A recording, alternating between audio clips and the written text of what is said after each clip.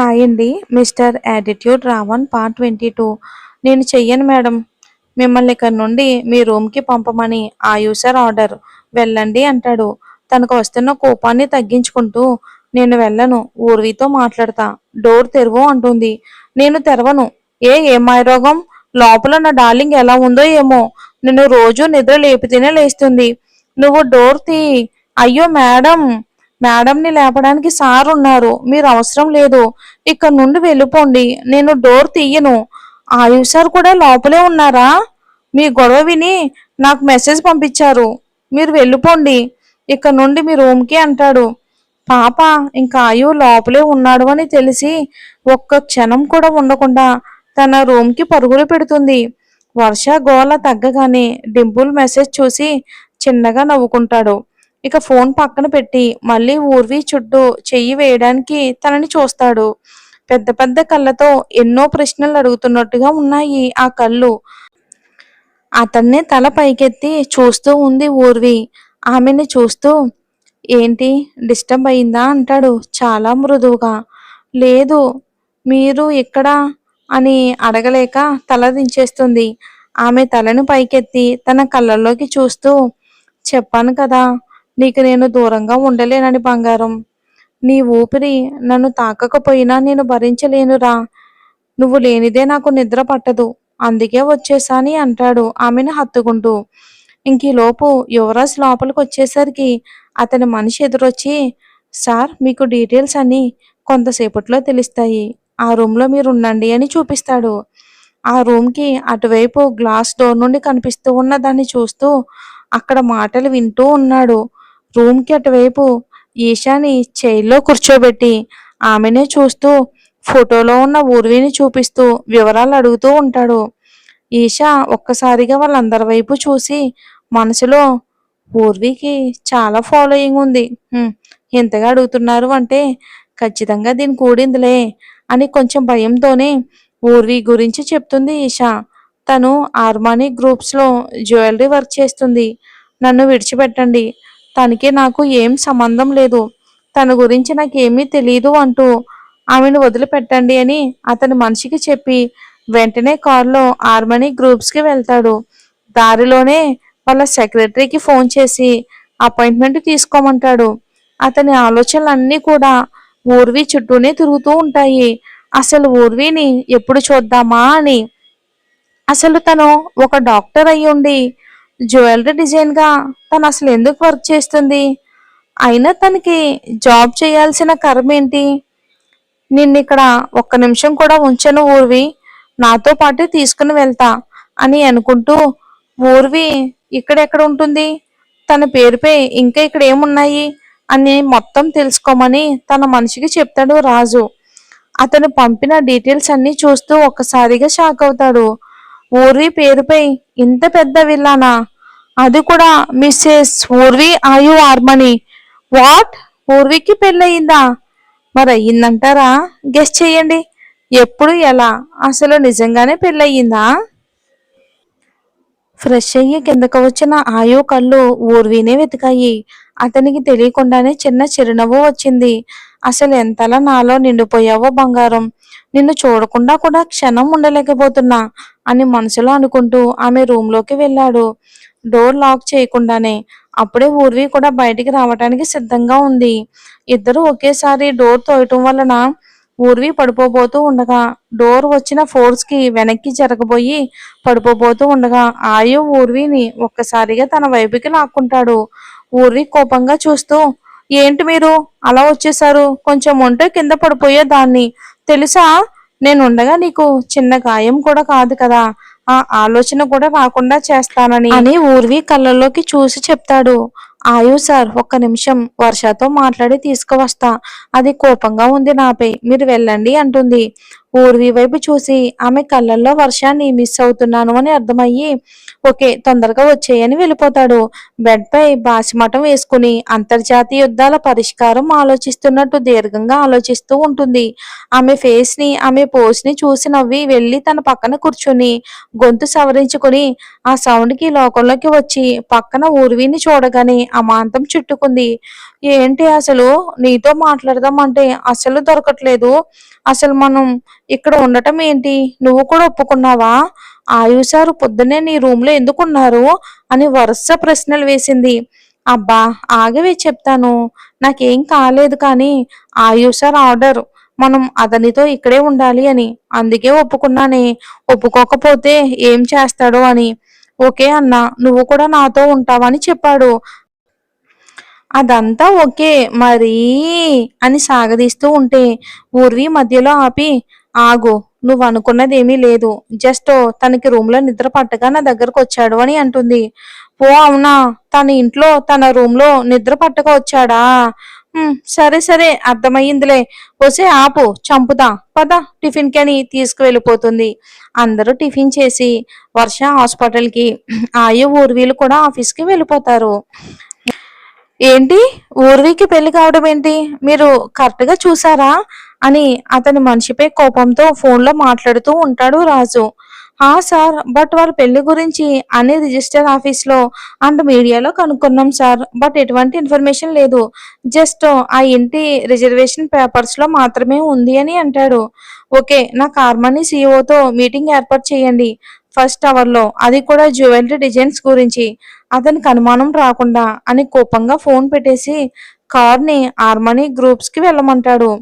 ఆఫీస్‌కి వెళ్ళిన ఆయు నేరుగా తన క్యాబిన్‌కి వెళ్ళగానే మాధవ్ గారు కూడా హడావిడిగా లోపలికి వచ్చి, సార్ మీకు కోల్కతా మెహ్రా ఇండస్ట్రీ సీఈఓ గారిని జ్యువెలరీ డిజైన్స్‌పై మీటింగ్ ఉంది. ఈ ప్రోగ్రామ్ ఇప్పుడే ఫిక్స్ అయ్యింది సార్. ఇంకో 2 మంత్స్‌లో జరగబోయే బెస్ట్ జ్యువెలరీ డిజైన్ అవార్డ్‌కి సంబంధించింది. మనం మన హార్మనీ గ్రూప్స్‌కి, మెహ్రా గ్రూప్స్‌కి ఇంకా కొన్ని జ్యువెలరీ డిజైన్స్ కంపెనీకి సంబంధించింది.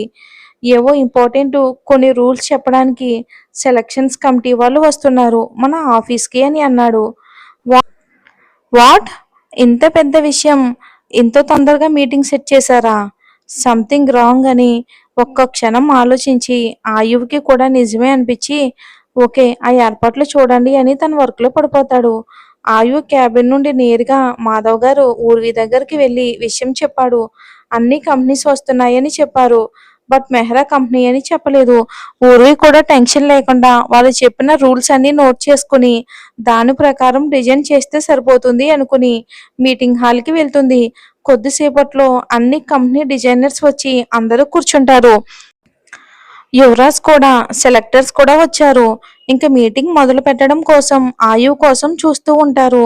ఇంతలో ఆయు లోపలికి రాగానే అందరూ లేచి నిలబడ్డారు.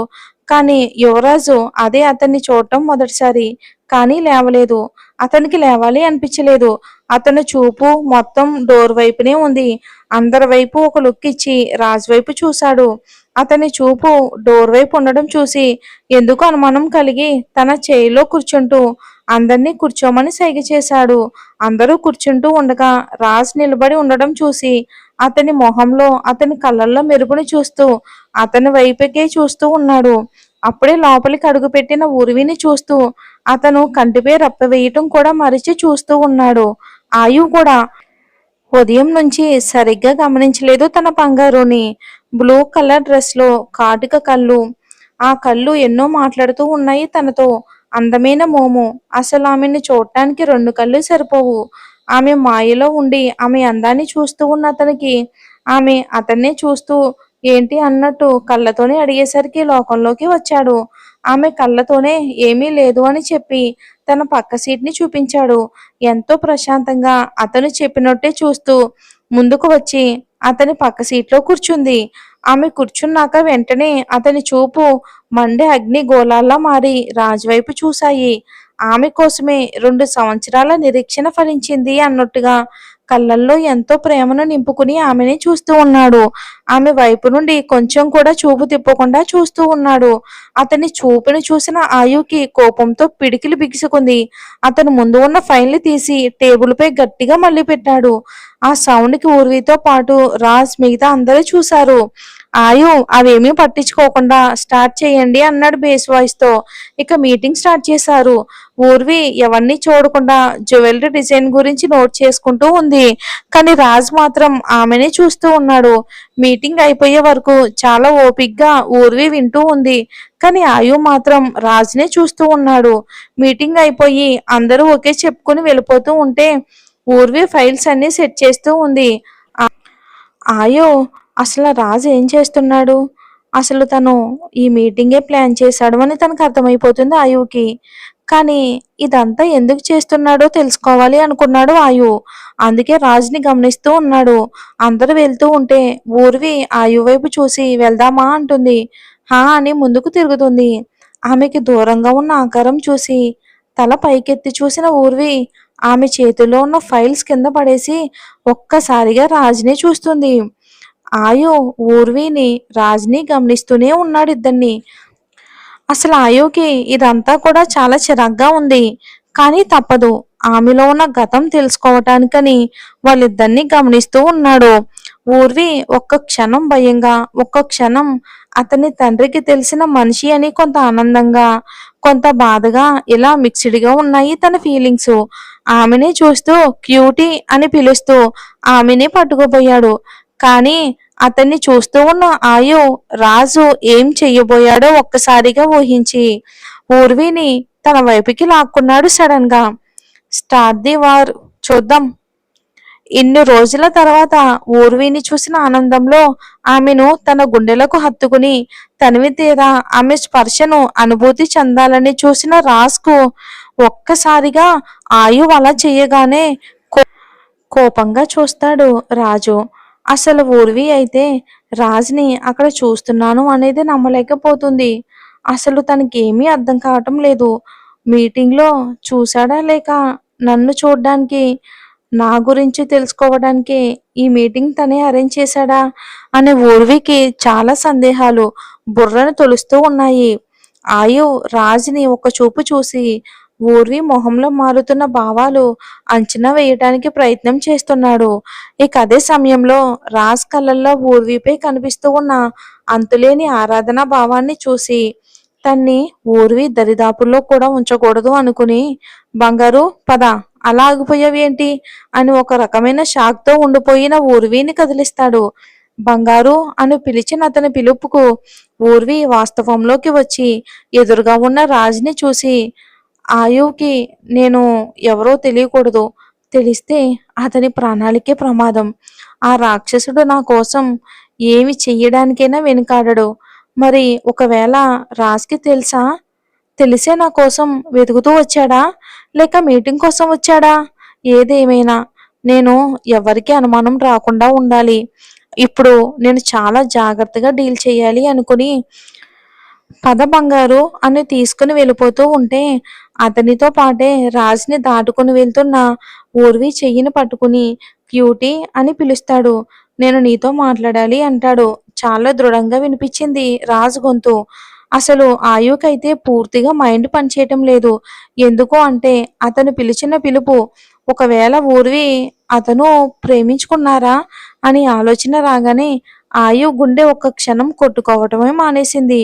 కారణం తన బంగారుని ఎవరో తన నుండి వేరు చేసినట్టు, తన గుండెని ముళ్ళతో గుచ్చినట్టు అనిపించింది ఆయుకి. మళ్ళీ వెంటనే ఆ ఊహ కూడా భరించలేని అతని మనసు ఆలోచన, లేదు లేదు, నా బంగారు ఎవరినైనా ప్రేమిస్తే ఆమెను హత్తుకున్నప్పుడు ఆమె స్పర్శలో ఆమె ఇబ్బందిని నేను ఫీల్ అయ్యేవాడిని. కానీ అలా ఎప్పుడూ నాకు అనిపించలేదు.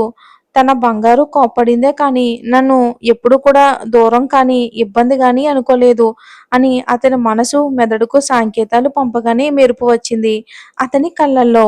ఆమె చెయ్యిని తన వైపుకు లాక్కుంటూ, బంగారు తను నీకు తెలుసా అని ఏమాత్రం ఆమెను అసలు ఇబ్బంది పెట్టకుండా చాలా అంటే చాలా ప్రేమగా అడుగుతాడు ఆయు ఊర్విని.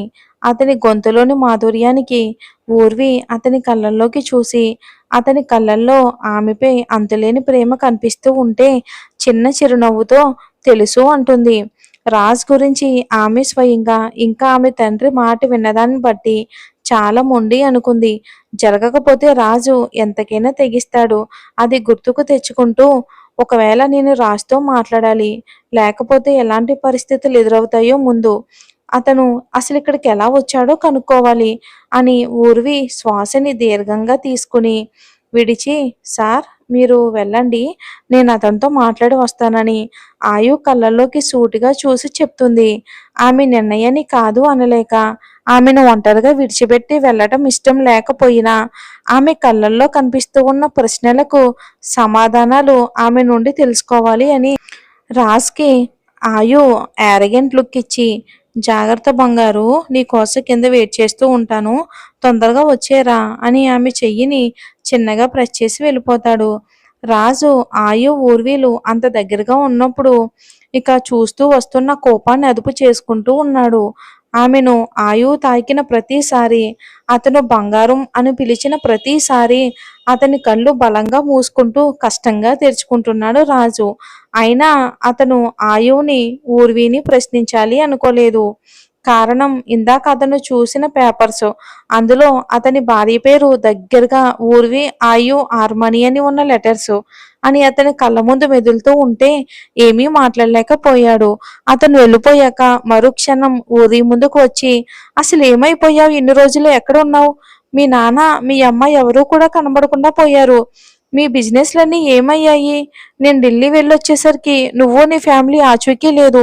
నీ కోసం వెతకని చోటు లేదు. పోలీస్ కంప్లైంట్ కూడా ఇచ్చాను. కానీ ఎటువంటి సమాచారం లేదు మీ గురించి. అసలు ఏమైపోయావు క్యూటీ? అసలు ఎక్కడున్నావు ఈ 2 సంవత్సరాలు? మీ నాన్న అమ్మ ఎక్కడా అని అడుగుతాడు. అతని ప్రశ్నల ప్రవాహానికి ఆమెకి గతమంతా కళ్ళ ముందు మెదలాడింది. ఆమె ప్రమేయం లేకుండానే కళ్ళ నుండి నీళ్లు కారిపోతున్నాయి. ఆమె కన్నీటిని చూడలేని రాజు, క్యూటీ ప్లీజ్ ఏడవకు. నేను నిన్నేమీ అడగను. నువ్వు కూడా ఏమీ చెప్పకు. నీకు చెప్పాలి అనిపించినప్పుడే చెప్పు. కానీ నిన్ను విడిచి ఒక్క క్షణం ఉండలేను.